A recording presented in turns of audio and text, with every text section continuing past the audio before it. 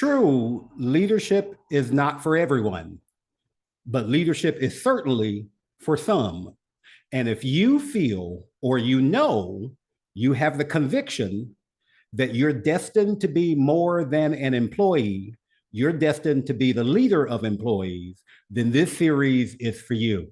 Welcome back to the Dr. Derrick Noble Show as we continue to talk about making the transition or making the leap from employee to leadership. Now, again, it bears repeating. Leadership is not for everyone. And there are some people, if you talk to them and ask, would you like to be the director of this department? Or would you like to be the president of the company? Or would you like to be the pastor of this church? They'll say, you know what? Absolutely not. I'm happy doing what I'm doing, and life is fine, and life is not stressful, whatever the case may be. And that's fine. Celebrate where you are. I'm one of those people who says blossom wherever you may be. But for some of us, there is this yearning inside of us to do more and to be more of an influence. And it's not because you want to be the boss. In fact, I always weed people out that way. I always ask them the question of why do you want to be the leader? And if everything I hear from you is selfish, my advice to you is wait a while or maybe not be a leader at all. Because if you're in it just for you, then you're probably not going to be an effective leader. You're probably going to stumble, make some big stumbles along the way. But if you aspire to be a leader because you believe you have a pretty clear vision and pretty helpful vision for helping this organization achieve its goals, and you want to help people and you want to change people's lives for the better, and you truly believe your product or your service can make a difference, a positive difference in people's lives, and you want everybody to know about it because it's something everybody really needs, then by all means, leadership is something you should definitely explore, okay? So if you're in leadership because I want to make money, I was talking to somebody the other day, young person, and they're a college student. I was speaking at the college or university, and they were saying, this was on the West Coast, and this young college student approached me after having heard my keynote address and said to me, I want to be a leader just like you. I said, why do you want to be a leader just like you, just like me? That particular day, I happened to have on a pretty nice suit, and they complimented my suit, and they complimented my watch. I have a nice watch, nice suit, and all of that. And I don't apologize for being prosperous because God is the one who has prospered me, but that's not why I do what I do. I need y'all to hear that. It's not to put money in my pocket. It's because I believe I have a message that the world needs to hear.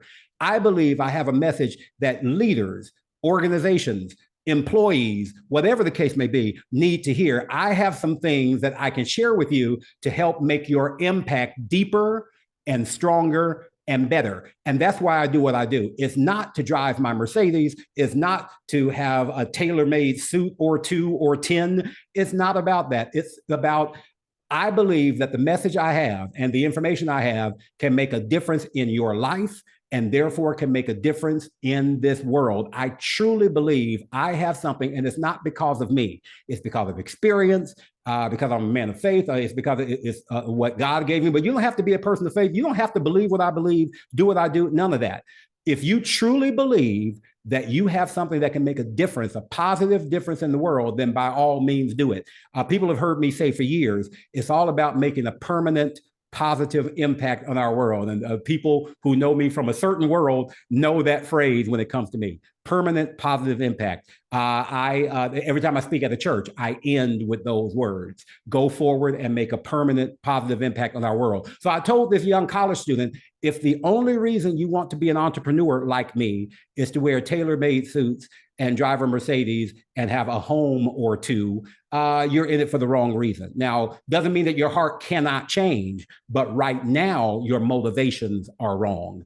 Fix your motivation, and then you'll be a strong leader. Learn how to do what you do for the right reasons. And for me, the right reason is not just filling your pocket. The right reason is making an impact in the lives of people. I want this world to be better for Derrick Noble having been in it. I've heard people say, and I say this jokingly, but I'm half joking and half serious. I've heard people say, I think Martin Luther King said at one time, when it comes to my funeral, I don't want you crying and I don't want you lamenting. Shoot. I mean, that may work for Dr. King, but when my time comes, I want y'all wailing and crying and screaming and trying to climb into the casket with me. You know why? Now, I'm saying that half jokingly, but I'm also half serious because I want to know that the impact that I have made was so strong that it makes people question whether or not they can make it without me. I mean, and again, that's half joking, but half serious. And the serious part of it is this. I want my life to have made a difference. I want Michael Jackson sang it years ago. He in the Jackson 5 in the song Corner of the Sky. I want my life to be something more than long. I don't just want my life to be long. I want my life to be impactful. So when I'm going, I wonder, oh my God, I'm not going to make it without Derrick. I want y'all going nuts because that's the type of life I want to live. Now, I understand what Dr. King said, and I hope you all have a sense of humor. I hope you all are understanding and getting the levity of what I'm saying. My point is this. Leadership is all about making a difference. If you want to be the boss because you want to make more money and you want to have the best parking spot, then you need to check your motivation. But if part of the reason you want to be a leader is to make a difference in people's lives, then by all means, I'm your partner and I'll be your coach and I'll walk you through it. So whether you are listening on KGGR in Dallas, or you are watching me on my YouTube channel or any other of my social media, I'm glad you have joined as we continue to talk about how to make the leap from being an employee to being the leader. So we talked about the fact that there are some things you need to do. First of all, in our very first part of this series, we said the first thing you need to do is develop self-awareness, which includes knowing your strengths, your weaknesses, your values, your communication style, your leadership style. If you're going to be a great leader, you have to know who you are. You have to know what you stand for. You have to know what you're good at. You have to know what you're not good at. And we all have boxes that we can tick there. There are things you're good at. There are things you're not so good at. I know there are things I'm great at. There are some things you don't want to ask me to do. You don't want to ask me to do anything with numbers and figures. I am not good with numbers. I have never been good with numbers, but I know that. I'm wise enough to bring people around me who are good with numbers. So I have people who work for me and work with me who handle that. Now, of course, I see the final product, but when it comes to balancing things and making sure that this is there and you carry this one, and I don't do that stuff. In fact, my head starts swimming when you start talking math to me. Now, as a leader, I realize I don't have to be great at math. What I have to be great at is recognizing I'm not great at math and bringing people around me who are great at that. Now, I do what I do, you do what you do, and together we'll turn this world upside down, okay? So first of all, you have to develop self-awareness.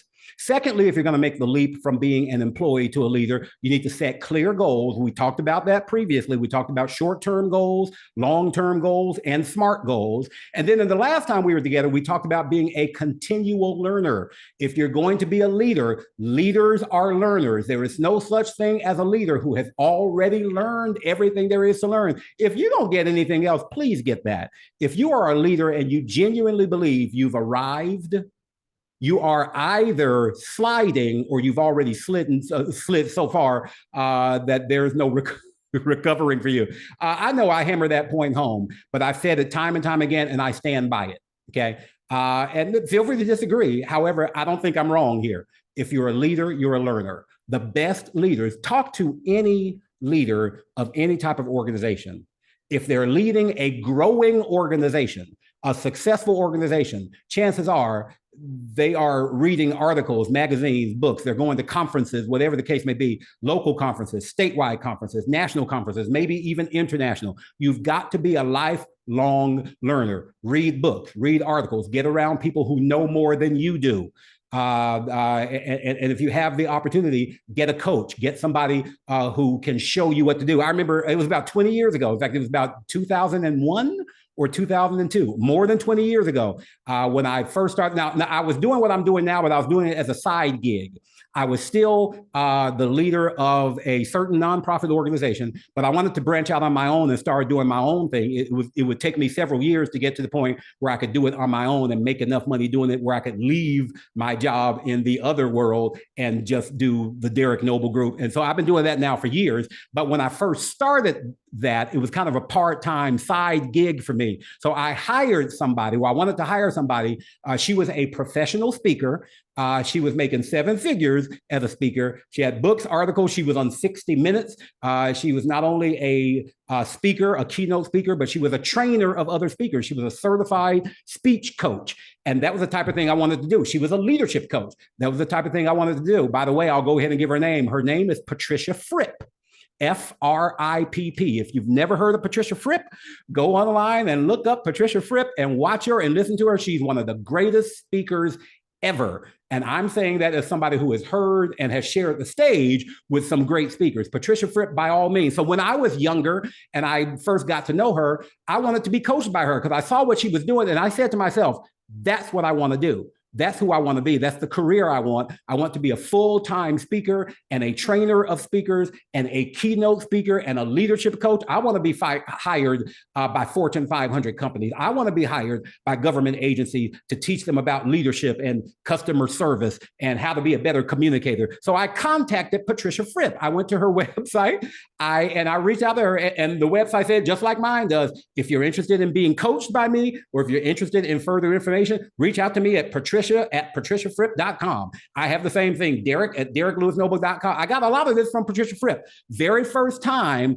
I reached out to her more than 20 years ago now, I introduced myself and I said, hey, I've watched some of your videos and I have some of your curriculum here at the house and you're doing what I want to do and blah, blah, blah. And she said to me, great, in her British accent. She's a wonderful lady and she's still doing it, by the way, in her British accent. Thank you, Derrick, for the compliments. And I'm not cheap. Can you afford me? And she was dead serious. She said, I do not come cheaply. I'd be glad to coach you. I'm not cheap. Can you afford me? Now, at the time, I really couldn't, but I lied and said I could, and I made some sacrifices so that I could. So I was eating corn dogs and beans for a few months so that I could afford that coaching. And watch, here's my point. I'm now doing what she does at the same level, basically, and I'm grateful for that. I probably never would have assumed that I could have done the things that I'm doing. Here's my point. It was important to me to do it, so it was important to me to make that investment. I did that. It was important to me, and she helped me get there. And now, 20 years later, I'm doing for others what Patricia Fripp did for me when I was I now have young people coming to me and saying, and the first thing out of my mouth is a tribute to Patricia Fripp. I'm like, yeah, I'm Derrick Noble. Yeah, I'd be glad to coach you. I'm not cheap. Can you afford me? Are you willing to make the sacrifice? Okay, again, if you're willing to be a leader, you're willing to be a learner. And sometimes that means making the investment. And it's not as much as you would think it is. And make the investment in the book, buy the course from whomever. Go to that conference that's coming up in Boston, whatever the case may be. Make the investment you need to make in your future. I would rather make that investment and eat corn dogs and beans for a few months and then be set 20 years later and leave a legacy for my kids and my grandkids and not have to worry and not have to struggle and all of that. I would rather make the sacrifice now than get to the end of my life and say, what do I have to show for it? So if you're going to be a great leader, if you're going to make the leap from being an employee to a leader, develop self-awareness, set clear goals, learn continuously. Here's the fourth thing you need to do. Everybody ready? Number one was develop self-awareness. Number two, set clear goals. Number three, learn continuously. Here's number four to help you make the leap from employee to leader. Write this down. Seek feedback. Seek feedback. Now, I've kind of talked about a little bit of this, but not a whole lot. A little bit of this is wrapped up in getting a mentor. A mentor is someone from whom you need to get feedback, but it's more than that. There's more than that. Seek feedback. Listen, solicit feedback from colleagues, mentors, and supervisors. Anybody who has been there, anybody who has been where you're wanting to be. The example I've given before is because it's a real example. I was dealing with somebody who wants to be a college professor. They want to be a tenured professor. They just started teaching, so they're an associate professor, which is the lowest rank. It doesn't mean that they're ineffective. It just means it means they're a beginner. There's nothing wrong with being a beginner. We've all been beginners. Everybody who was an NBA champion was once a rookie. Everybody who was MVP was once a rookie. There's nothing wrong with being a rookie. But this person was a rookie professor, and they wanted to be a full-time tenured professor, making the impact that they wanted to make. So I told them, find somebody who is currently doing what you want to do. Find somebody who is currently a full professor with tenure and with published books and published articles, and just latch on to them and ask them if they're willing to spend time with you. And again, I give you the definition of a mentor. A mentor is somebody who has successfully done what you're trying to do, and they're willing to spend time with you to help you get there. So get feedback from a mentor, get feedback from a supervisor, get feedback from somebody who's been where you're trying to go. Listen closely. Constructive criticism Constructive criticism can help you to identify your areas of improvement and areas of growth. Now, I want to give you some notes here. I think about a year ago, I did a presentation on constructive criticism, but we always have people who are new and they're joining. So I want to talk to you a little bit about constructive criticism, since this is the fourth step in making the leap from being an employee to a leader. You've got to be willing to get feedback. Let me just say this before I go into this definition of feedback and constructive criticism. Let me say this to you. If you are the type of person who wears your emotions on your sleeve, if you're the type of person who does not like being corrected, if you're the type of person who genuinely believes that you already know everything there is to know, this part is not for you. In fact, if that describes you, please don't ever ask me to be your coach, because I will be gut level honest with you and I'll cut you loose. I had a young man that I was mentoring for a brief while, and I stress the word brief because he was so arrogant. He honestly believed that he knew more than what I did. And I would give him some suggestions. He said, well, no, I don't think I'm going to do it that way because blah, blah, blah. Now, the first time I let it slide. But the second and third time, I'm like, dude, let me ask you a question. Why did you hire me as your coach? Because I want you to help me get blah, blah, blah. I'm like, okay, if you want me to help you, that means you think I know what it takes to get to where you want to go. Is that correct? I said, if that's the case, why are you always arguing and debating with me? First of all, I'm getting ready to cut you loose. Secondly, the reason why is because you are uncoachable. What it means to be coachable is willing to listen and learn. And that means shut your mouth and open your ears. And I make no bones about that. I can look back at the mentors I've had. How would it be for me back in 2001 or 2002, whenever it was I first started with Patricia Fripp? How would it be for Patricia Fripp, by that point, had 30 years of experience, and I didn't have 30 years of experience. She was featured on 60 Minutes. I had never been on 60 Minutes. Okay? She had a best-selling book. I didn't have a best-selling book. She was making 7 figures. I wasn't making 7 figures. How presumptuous would it be of me to hire her as my coach? And then when she starts giving me suggestions, I'm like, you know what, Patricia, that sounds good. I don't think I'm going to do it that way. I don't think that's going to work. But you know what I did? Now, I was an intelligent person. By that time, I had a college degree. I had a master's degree. I didn't have my doctorate yet, but I had my master's degree. I wasn't Dr. Noble yet, but I had a great deal of knowledge. But you know what? When I hired Patricia and Patricia started to talk, I shut up and I listened, because I understood what it meant to have a mentor. A mentor is somebody I trust enough to teach me and guide me. If you don't trust the person that's mentoring you, then they're really not a mentor. You really shouldn't call them one. Part of being a mentor is I trust you enough to shut up and sit at your feet. And I mean that quite literally. Patricia Fripp was just one mentor of mine. There's another one. He's gone on to glory. But the late Reverend Gardner C. Taylor.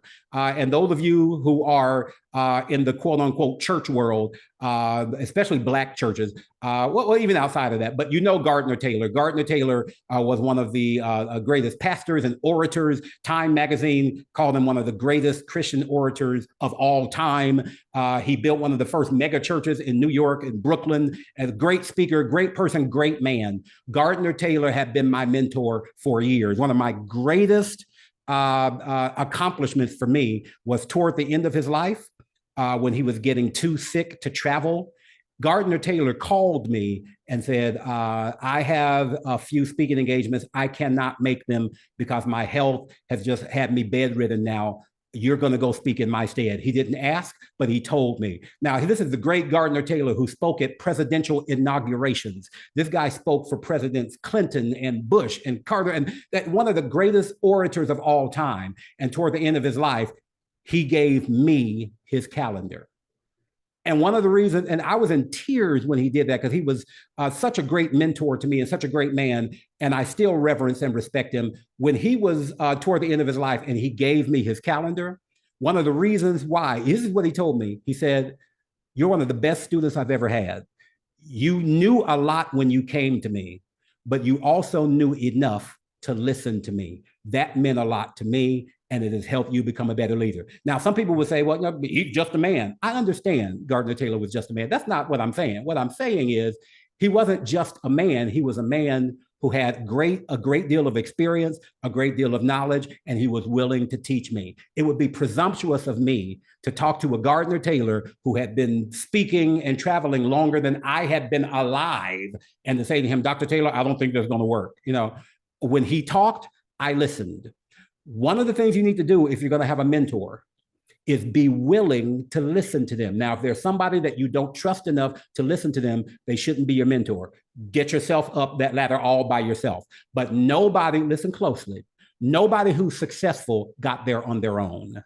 Okay, so you need to get some feedback. And part of that means constructive criticism. Let me just give you a quick definition of constructive criticism. Constructive criticism, write this down for those of you who are taking notes. Constructive criticism focuses on providing feedback supported by specific examples to help you improve in some area. Specific examples, okay? Somebody who's going to give you constructive criticism gives you feedback and specific examples. I'll give you another one of my mentors. He too is deceased, but have you ever heard of Zig Ziglar?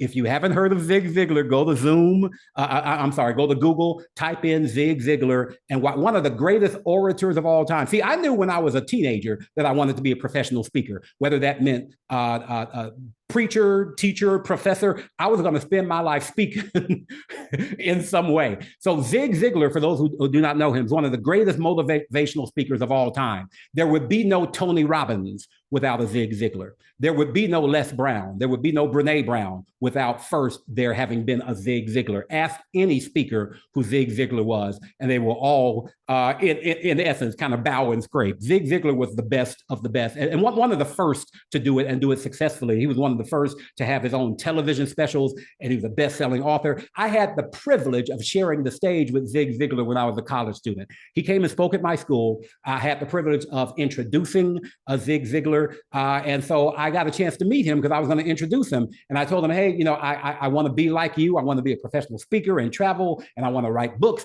and things of that nature. Would you be willing to listen to me speak tonight and then critique me? Because what I was asked to do as the introducer, what I was asked to do as the master of ceremony, I was a college student at the time, but I was going to introduce Zig Ziglar. So the first thing they asked me to do was give about a 10-minute speech. It was like a 10-minute presentation. Have you ever been to a concert and then there's an opening act? It's like you go to the Beyonce concert and the opening act is whoever it is, okay? Or you go to the Anita Baker concert and the opening act is Babyface, whatever the case may be. I was Zig Ziglar's opening act. Okay, as a young college student, and this is the greatest speaker to me of all time, and oh my gosh. So I asked him, would you be willing to critique me when this is over? And if you've ever heard Zig Ziglar, he was from Yazoo City, Mississippi, and he had that Southern drawl. He said, well, sure, Derrick, I'd be glad to listen to you and give you some feedback. So he was a highly educated man. He was so Southern, and I'm from Arkansas. He was from Mississippi. My mother was from Mississippi. So we instantly had a connection.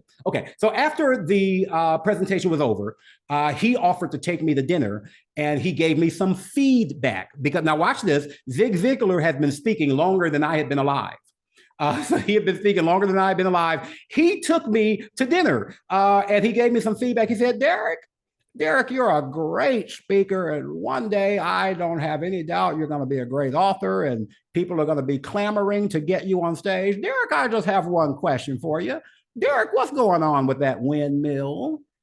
I said, windmill? What do you mean, Mr. Ziglar? He said, Derrick, have you ever noticed that when you speak, you do this with your hands all the time? You're just moving your hands like there's a windmill or there's a cyclone and it's distracting. I was busy looking at your hands and I missed what was coming out of your mouth. And now that was kind of hurtful, but I didn't realize until I watched the tape. And I didn't realize I've been doing that since I was in high school. Whenever I spoke, I was just moving my hands all the time. And Zig Ziglar, professional speaker, called me out on it. He did it with love, but he said, Derrick, your movements are so distracting. I want to hear what you're saying, but I'm distracted by that windmill that you're creating, that cyclone you're creating on stage, okay? Now, I could have said, well, how dare you? And I could have gotten the attitude with, but this is Zig Ziglar. And he was doing what I wanted to do, and he was doing it successfully. So I shut up, and I listened, and I learned. Now, I still move when I speak, and there's nothing wrong with moving when you speak, but I don't do this all the time. I didn't realize as a 20-year-old that oh my gosh, he's right. I'm so distracting. I didn't realize it until he called me out on it. You've got to have somebody who is willing to give you some feedback. As a leader, if you're going to make the leap from being an employee to a leader, you have to seek feedback. Now, watch this. The people who give you feedback, listen closely. The people who give you feedback need to be people who genuinely love you and want the best for you.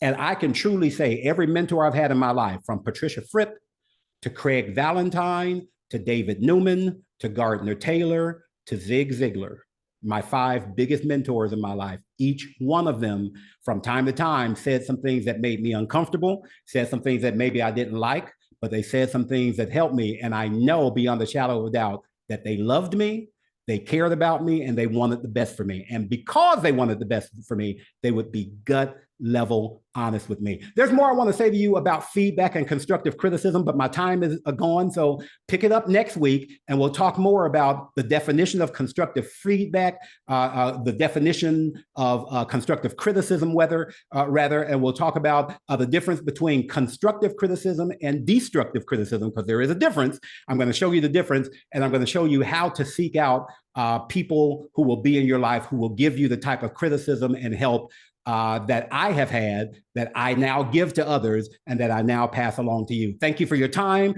Thank you for your attention. I am out of here. Join me next week on KGGR, or next time on YouTube or on my social media channels, and we'll talk more. Hope this is helpful. Thank you.